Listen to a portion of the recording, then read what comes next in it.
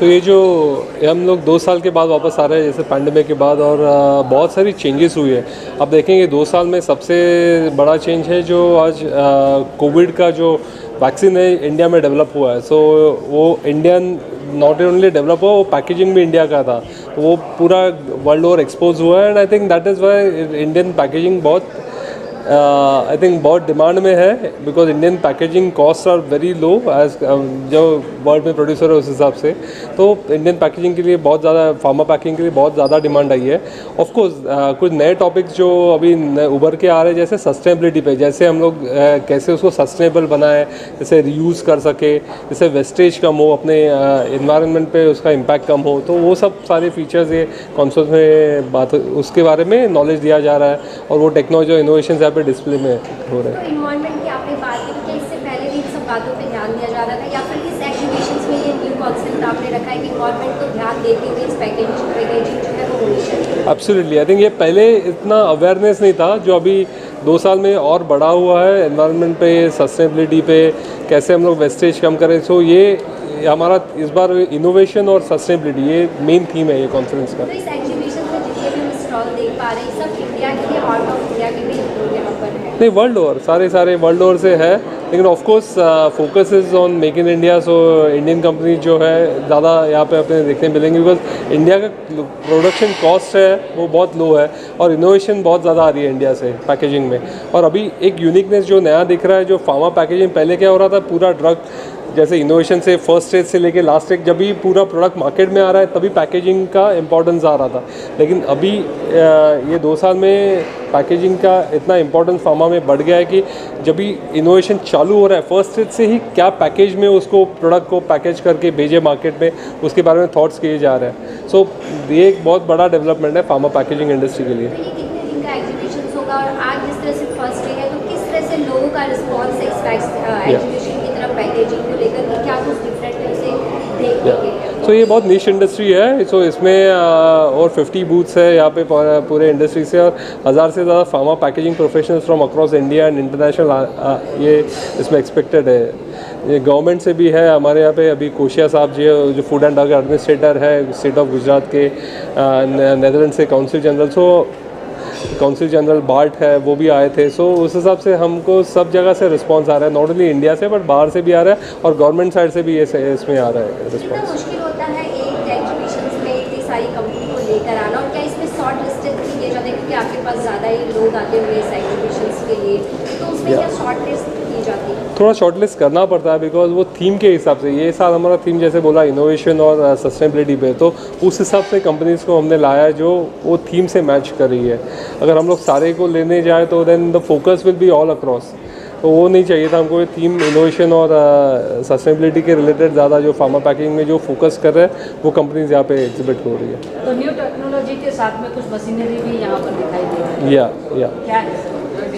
सो machinery, अभी आप समझो ब्लिस्टर पैकेजिंग जो आज यूज़ हो रहा है, तो उसमें एल्यूमिनियम फॉइल्स जो यूज़ हो रही है उसको कैसे रिसाइकल किया जाए, उसकी टेक्नोलॉजीज यहाँ पे डिस्प्ले हो रही है, जिससे आपका वेस्टेज कम हो।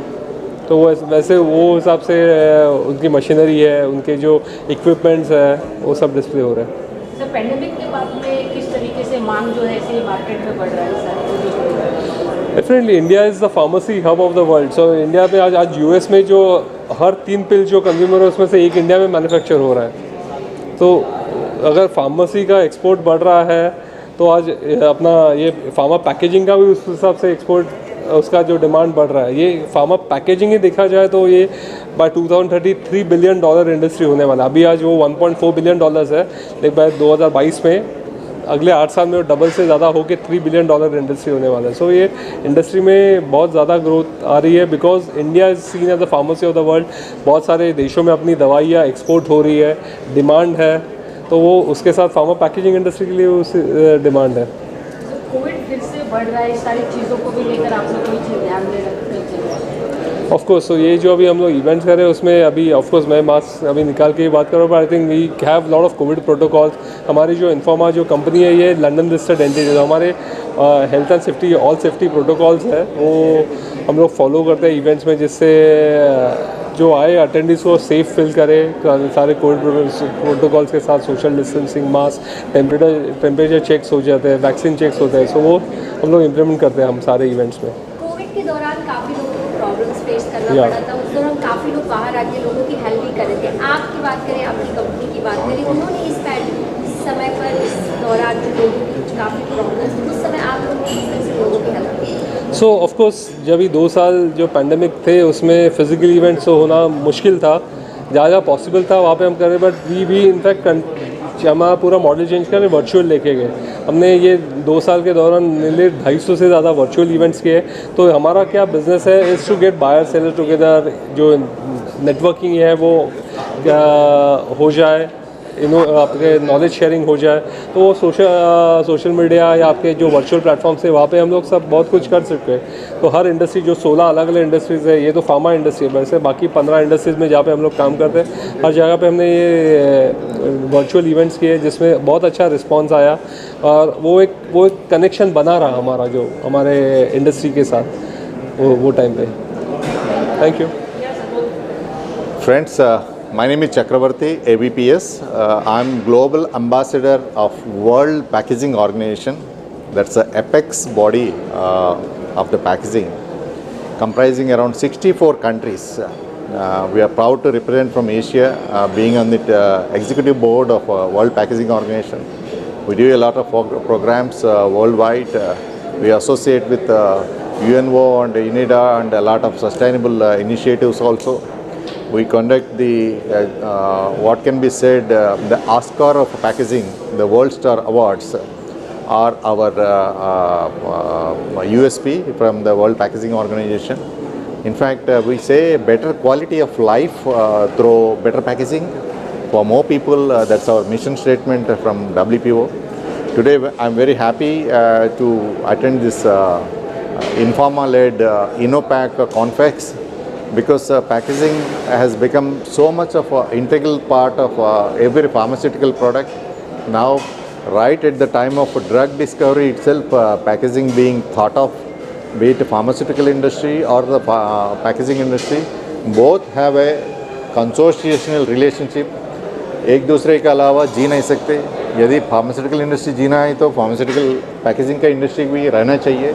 आप मान लीजिए कोविड पैंडमिक महामारी का टाइम पे क्या हुआ था, यदि ये फार्मास्यूटिकल इंडस्ट्री और फार्मास्यूटिकल पैकेजिंग इंडस्ट्री हमारा साथ में नहीं होता तो अपना कैजुअलिटी 10x 20x होता था। आप बिलीव नहीं कर पाओगे। छोटी छोटी चीज़ जैसे PPE, personal protective equipment, face mask, first line of defence, simple छोटा सा पैरासीटामॉल कितने लाइफ को सेव किया आपको मालूम नहीं है। So all these things could be achieved because of the integration of the packaging, evaluation of the packaging technologies available in India.